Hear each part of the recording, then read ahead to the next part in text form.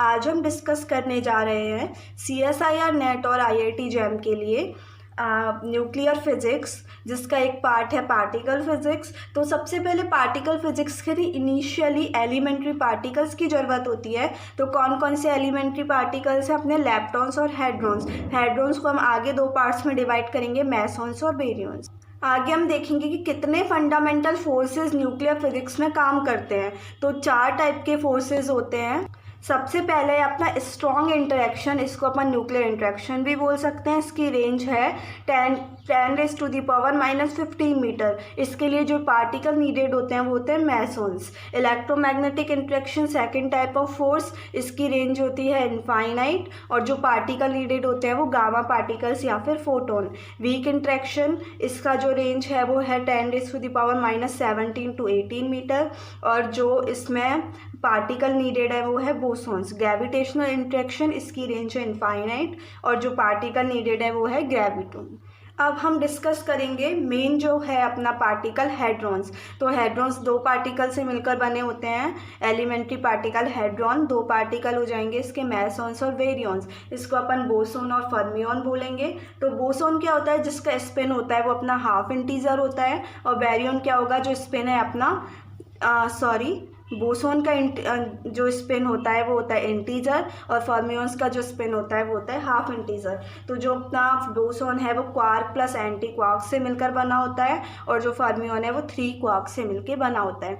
आगे हम देखेंगे लेप्टॉन की टेबल। तो 6 टाइप ऑफ लेप्टॉन होते हैं। सबसे पहले है अपना इलेक्ट्रॉन और इलेक्ट्रॉन न्यूट्रिनो। ये फर्स्ट जनरेशन के हैं, इनके सिम्बल्स आप देख सकते हैं यहाँ पे। और एंटी पार्टिकल क्या हो जाएंगे इनके? पॉजिट्रॉन और एंटी न्यूट्रिनो। सेकेंड जनरेशन के पार्टिकल्स म्यूऑन और म्यू न्यूट्रिनो हो जाएगा, और इसका एंटी पार्टिकल क्या हो जाएगा? म्यू प्लस और म्यू का बार। ठीक है। थर्ड जनरेशन के पार्टिकल हो जाएंगे टाउ और टाउ न्यूट्रिनो, और इसके सिंबल्स क्या हो जाएंगे वो आप देख सकते हैं। एंटी पार्टिकल इसके टाउ प्लस और म्यू टाउ का बार हो जाएगा। अब अपन क्या करेंगे? रिएक्शंस को कंजर्व प्रूव करने के लिए हमें लेप्टॉन नंबर कंजर्वेशन की नीड होगी। तो इसके लिए अपन क्या करेंगे? जो अपने इलेक्ट्रॉन लेप्टॉन नंबर है, मतलब फर्स्ट जनरेशन के जो भी लेप्टॉन नंबर हैं उनके लिए LE यानी लेप्टॉन नंबर का वैल्यू 1 हो जाएगा, और बाकी एंटी पार्टिकल्स के लिए लेप्टॉन नंबर का वैल्यू -1 हो जाएगा। बाकी जो अपने पार्टिकल्स हैं फर्स्ट जनरेशन के अलावा उन सब के लिए लेप्टॉन नंबर की वैल्यू क्या हो जाएगी? 0। उसके बाद सेकेंड जनरेशन के पार्टिकल म्यू लेप्टॉन, तो this is defined for second generation. तो इसके जो पार्टिकल्स हैं उनके लिए L म्यू यानी म्यूऑन लेप्टॉन नंबर की वैल्यू 1 हो जाएगी, और बाकी पार्टिकल्स के लिए क्या हो जाएगी? 0। एंटी पार्टिकल्स के लिए -1, सेम फर्स्ट जनरेशन की तरह। थर्ड है अपना टाउ लेप्टॉन। तो सेम सेकेंड जनरेशन की तरह जो अपने पार्टिकल्स हैं उनके लिए 1, एंटी पार्टिकल्स के लिए -1, और बाकी पार्टिकल्स के लिए 0। तो किसी भी रिएक्शन में अपन को लेप्टॉन नंबर कंजर्वेशन करना है तो लेप्टॉन नंबर की वैल्यू लेफ्ट साइड और राइट साइड क्या होनी चाहिए? सेम होनी चाहिए। नेक्स्ट है अपना मेसॉन्स। जैसे अपन ने हेड्रॉन पढ़ा ऐसे ही नेक्स्ट क्या है? मेसॉन्स। तो मेसॉन्स के टेबल में क्या है? कौन कौन से पार्टिकल हैं जो मेसॉन कहलाएंगे? तो सबसे पहले है पाईओन, पाई प्लस, पाई 0 और पाई माइनस। ठीक है। तो इसके एंटी पार्टिकल क्या हो जाएंगे? पाई माइनस, पाई 0 और पाई प्लस। इनका स्पिन क्या हो जाएगा? 0। स्ट्रेंजनेस भी हो जाएगी 0। आइसो स्पिन हो जाएगा 1, और third component of iso spin क्या हो जाएगा? माइनस के लिए 1, 0 के लिए 0 और प्लस के लिए -1। एंटी पार्टिकल्स का हम डिस्कस करें, पार्टिकल के सिमिलर होगा, साइन प्लस है तो प्लस, माइनस है तो माइनस। उसके बाद है यहाँ पे काइऑन। तो इसको अपन K प्लस और K नॉट में डिवाइड करेंगे।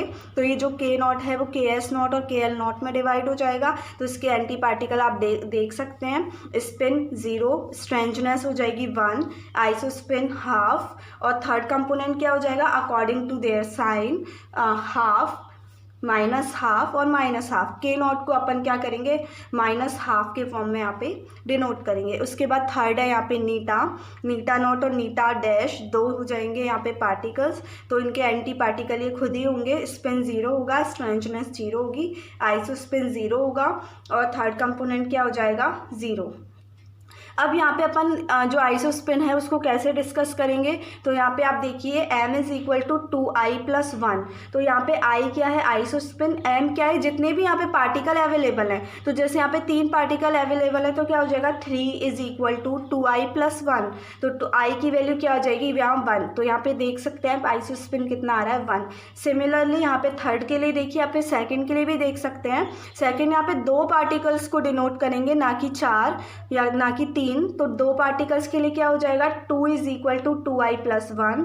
तो क्या हो जाएगा i की वैल्यू हाफ। तो यहाँ से अपन बोल सकते हैं कि अपन यहाँ से इस फॉर्मूले से आइसोस्पिन को क्या कर सकते हैं, शो कर सकते हैं। थर्ड है अपना बैरियंस। तो बैरियंस क्या होगा, बैरियंस के कौन कौन से पार्टिकल हैं, सबसे पहले अपन देखेंगे न्यूक्लियॉन्स।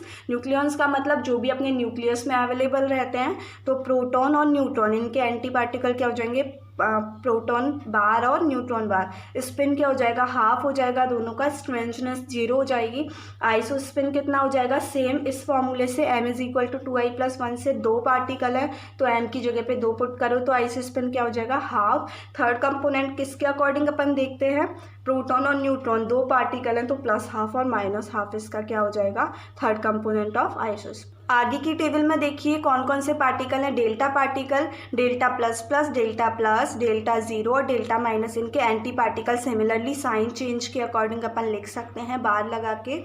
इसका जो स्पिन है वो कितना हो जाएगा हाफ, स्ट्रेंजनेस कितनी हो जाएगी 0। आई की वैल्यू सिमिलरली जैसे अपन m is equal to 2i + 1 था तो m की जगह पे क्या पुट करेंगे यहाँ पे 4 पार्टिकल्स तो अपना आइसोस्पिन 3/2 हो जाएगा। उसके बाद यहाँ पे थर्ड कंपोनेंट कितना हो जाएगा 3/2, -1/2, -1/2 और -3/2। जैसे अपन स्पिन लेते हैं तो 4 पार्टिकल है तो क्या हो जाएगा +½ -3/2 +3/2। उसके बाद नेक्स्ट पार्टिकल है यहाँ पे लैम्डा। तो यहाँ पे लैम्डा जो एंटी पार्टिकल है वो लैम्डा नॉट हो जाएगा। स्पिन कितना हो जाएगा हाफ, ऑलमोस्ट जो है वो स्पिन हाफ रहेगा। कुछ केसेस में क्या होता है स्पिन अब जो है अपना चेंज हो जाएगा। स्ट्रेंजनेस क्या रहेगी, मैं आपको आगे फॉर्मूला बताऊंगी कि किस अकॉर्डिंग मैंने ये टेबल बनाई है। एनर्जी कंजर्वेशन में पूरी टेबल बहुत ज़्यादा काम आएगी अपने। तो डेल्टा जो लैम्डा है उसका स्ट्रेंजनेस कितना हो जाएगा -1। तो आई की वैल्यू क्या हो जाएगी 0। सिमिलरली 1 रखेंगे m की जगह पे और जो अपना थर्ड कंपोनेंट है वो क्या हो जाएगा 0। उसके बाद नेक्स्ट है अपना डेल्टा। तो डेल्टा में क्या होगा यहाँ पे 3 पार्टिकल्स हैं +, 0 और minus, anti particle similarly spin और स्ट्रेंजनेस -1 और आई कितना हो जाएगा 1। सिमिलरली m की जगह पे 3 पार्टिकल्स रखेंगे और जो अपना I3 है वो अकॉर्डिंग टू साइन +1, 0 और -1। उसके बाद है कास्केड, उसका सिंबल आप देख सकते हैं 0 और -1 2 पार्टिकल है, एंटी पार्टिकल होंगे। सिमिलरली जो भी अपन ने यहाँ पे कॉलम्स बनाए उसके अकॉर्डिंग यहाँ पे स्ट्रेंजनेस -2 होगी, ये अपन आगे फॉर्मूले से डिस्कस करेंगे। आई की वैल्यू क्या हो जाएगी 1। I3 क्या हो जाएगा अकॉर्डिंग टू देयर साइन +½ और -½ ओमेगा माइनस, इसका एंटी पार्टिकल ओमेगा प्लस। इसका स्पिन यहाँ पे वेरी कर रहा है 3/2 तो आप यहाँ पे स्टार लगा लीजिए एक बार को कि जब अपन इक्वेशन सॉल्व करते हैं तो ये हमें याद रहना चाहिए। उसके बाद स्ट्रेंजनेस हो जाएगी -3 और आई की वैल्यू 0 और I3 भी यहाँ पे 0। अब अपन को मैंने जैसे लैप्टो नंबर कंजर्वेशन किया था ऐसे बैरियन नंबर कंजर्वेशन करेंगे। तो जो भी अपने बैरियंस हैं मतलब जो अपने पार्टिकल्स की वैल्यू है उसके लिए सबके लिए क्या आ जाएगा b is equal to 1। Anti particles के लिए क्या आ जाएगा -1 और जो भी अदर्स हैं जैसे मैंने मैसोन ले लिया कोई भी, ये तो मैसोन ही है, जैसे मैंने कोई भी ले लिया यहाँ पे, मैंने ले लिया यहाँ पे लैप्टॉन, मैंने यहाँ पे क्या ले लिया लैप्टॉन। तो कोई भी लैप्टॉन आ गया तो उसके लिए बैरियन नंबर की वैल्यू कितनी आ जाएगी। अब हमने टेबल तो बना ली पर हम ये सोचेंगे कि हमें इसको याद कैसे करना है। तो देखो एक फॉर्मूला है गैलमान निशिजा फॉर्मूला, जिसको अपन कैसे लिखेंगे Q is equal to I3 मैंने वहाँ पे क्या किया है third component of isospin plus B यानी बैरियन नंबर, S यानी स्ट्रेंजनेस, T है यहाँ पे टॉपनेस, B है यहाँ पे बॉटमनेस और C है यहाँ पे charmness is upon 2। In general formula है तो अपन लिखते क्या है इसको अपनी टेबल में वैल्यूज़ को फाइंड आउट करने के लिए Q is equal to I3 plus B plus S/2 जो मोस्टली यूज फॉर्मूला है। तो यहाँ पे सब लिखा हुआ है कि किसको किससे डिनोट कर रहा है वो मैंने आपको बता दिया है यहाँ पे। This formula is use to find out the strangeness for the particle. तो इसके लिए हम एक एग्जांपल लिख लेते हैं। Delta plus plus, delta minus, omega minus, सबकी अपन को क्या स्ट्रेंजनेस फाउंड आउट करनी है। मैंने आई आपको बता ही दिया था कैसे निकालना, I3 अकॉर्डिंग टू साइन अपन निकाल ही सकते हैं। तो सबसे मेन जो पर्पस बचा अपना, मैंने बोला था स्पिन सबके लिए हाफ होता है, तो ऑलमोस्ट केसेस में हाफ होता है। तो स्ट्रेंजनेस बचा अपना मेन, तो स्ट्रेंजनेस किससे निकालेंगे, ये फॉर्मूले से निकालेंगे।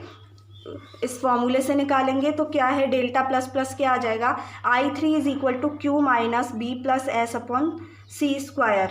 तो क्या हो जाएगा, I3 3/2 मैंने स्पिन बताया था, 3/2 इज इक्वल टू चार्ज क्या है यहाँ पे +2 माइनस बैरियन नंबर। अब ये डेल्टा प्लस प्लस क्या है, बैरियन है, तो इसके लिए बैरियन नंबर की वैल्यू क्या होगी, 1 होगी, प्लस S/2, S की वैल्यू क्या आ जाएगी यहाँ से 0। सिमिलरली एक और देख लेते हैं एग्जाम्पल, डेल्टा माइनस, तो डेल्टा माइनस पे चार्ज कितना होगा -1, I3 कितना होगा -3/2 और माइनस B कितना होगा, बैरियन नंबर है तो इसलिए +1 और प्लस S/2, तो यहाँ से S की वैल्यू कितनी आ जाएगी 0।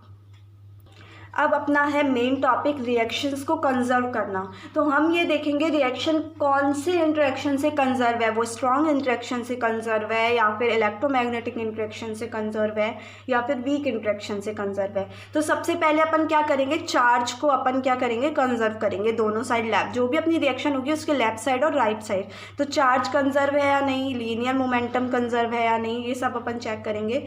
तो देखो स्ट्रॉन्ग इंटरेक्शन में चार्ज भी कंजर्व होगा, लीनियर मोमेंटम भी कंजर्व होगा, relativistic energy, spin, lepton number conservation, ये है इलेक्ट्रॉन के लिए, ये है म्यूऑन के लिए, ये है टाउऑन के लिए। बैरियन नंबर, आइसोस्पिन, I3 क्या है यहाँ पे, थर्ड कंपोनेंट ऑफ आइसोस्पिन, वो भी कंजर्व होगा। Strangeness, parity, hyper charge. Hyper charge क्या होता है, Q प्लस S, यानी चार्ज प्लस स्ट्रेंजनेस को अपन बोलते हैं कंबाइंड फॉर्म में hyper charge. Charge conjugation, time reversal और CPT यानी तीनों, मतलब पैरिटी, टाइम रिवर्सल और स्पिन, तीनों क्या होगा, कंजर्व होगा। तो जो हम क्या बोलेंगे, जो स्ट्रॉन्ग इंटरेक्शन है उसमें ये जो सारी चीज़ें वो क्या होती हैं, कंजर्व होती हैं। अब मैं बोलूँगी जो अपना स्ट्रॉन्ग इंटरेक्शन है उसमें कुछ दिमाग लगाने की ज़रूरत नहीं है कि अपने को कौन सी चीज़ है जो कंजर्व नहीं है तो अपना स्ट्रॉन्ग इंटरेक्शन होगा। अब मैं दो इंटरेक्शन को कंपेयर करूँगी, स्ट्रॉन्ग इंटरेक्शन अपने आप ही आपको पहचान में आ जाएगा कि सारी क्वांटिटी हैं वो कंजर्व आनी चाहिए।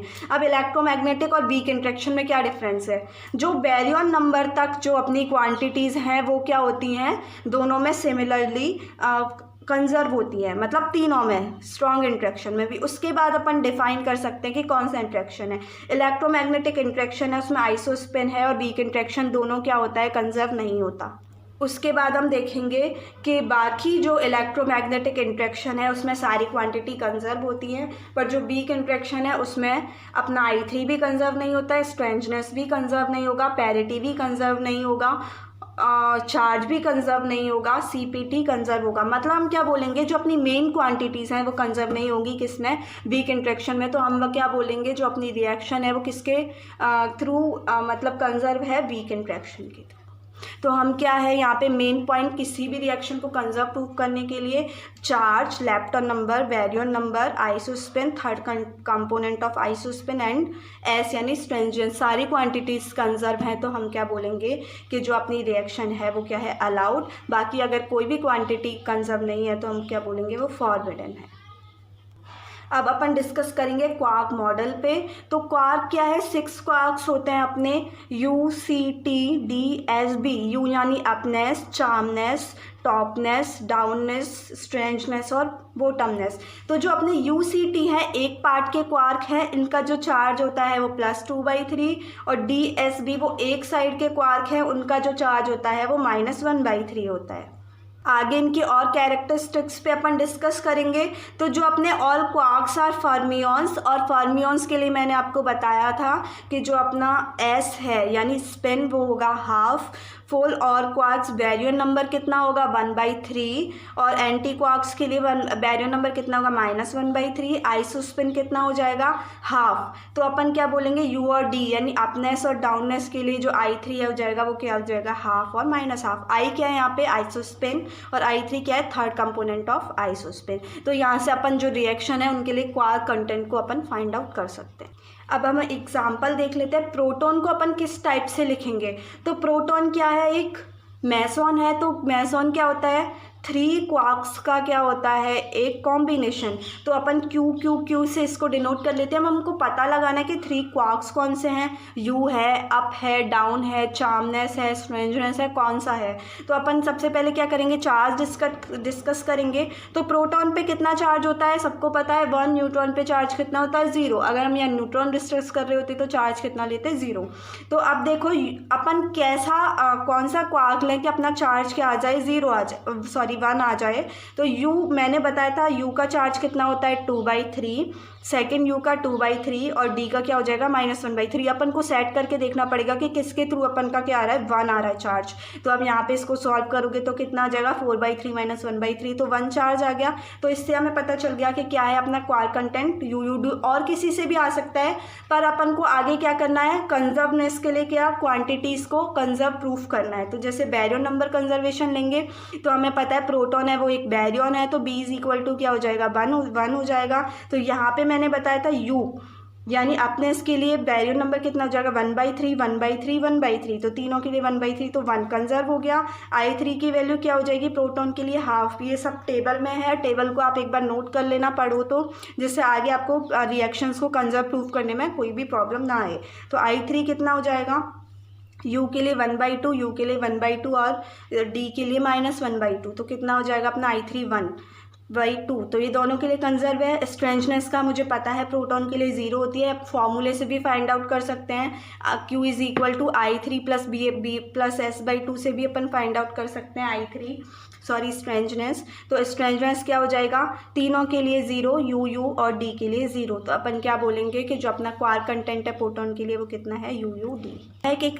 अब मैं एक रिएक्शन का एग्जांपल ले रही हूँ। देखो पाई प्लस P = λ0 + K0। तो ये रिएक्शन अपन को प्रूफ करनी है कि वो किस इंटरेक्शन के थ्रू क्या है, अपनी अलाउड है या फिर नॉट अलाउड है। तो सबसे पहले अपन क्या करते हैं, चार्ज चेक करते हैं। तो पाई माइनस साफ दिख रहा है कि इस पे -1 चार्ज है, प्रोटॉन का चार्ज पता ही है +1 होता है, इस पे दोनों पे चार्ज है 0। तो -1 + 1 0, कंजर्व्ड हो गया चार्ज। उसके बाद लैप्टॉन नंबर कंजर्वेशन, तो तुमको दिख रहा है यहाँ पे कोई भी लैप्टॉन कौन से होते हैं, इलेक्ट्रॉन, म्यूऑन और टाउन। तो तीनों में से कोई भी नहीं है, तो अपना लैप्टॉन नंबर क्या होगा, कंजर्वेशन अपन को प्रूफ करने की जरूरत नहीं है क्योंकि लैप्टॉन नंबर 0 ही है सबके लिए। अब है बैरियन नंबर, तो पाइऑन क्या है अपना मेसॉन और प्रोटॉन क्या है यहाँ पे बैरियन। तो पाइऑन के लिए 0 हो जाएगा, बैरियन नंबर प्रोटॉन के लिए 1 हो जाएगा। तो क्या हो जाएगा, 1 + 0 कंजर्व क्वांटिटी।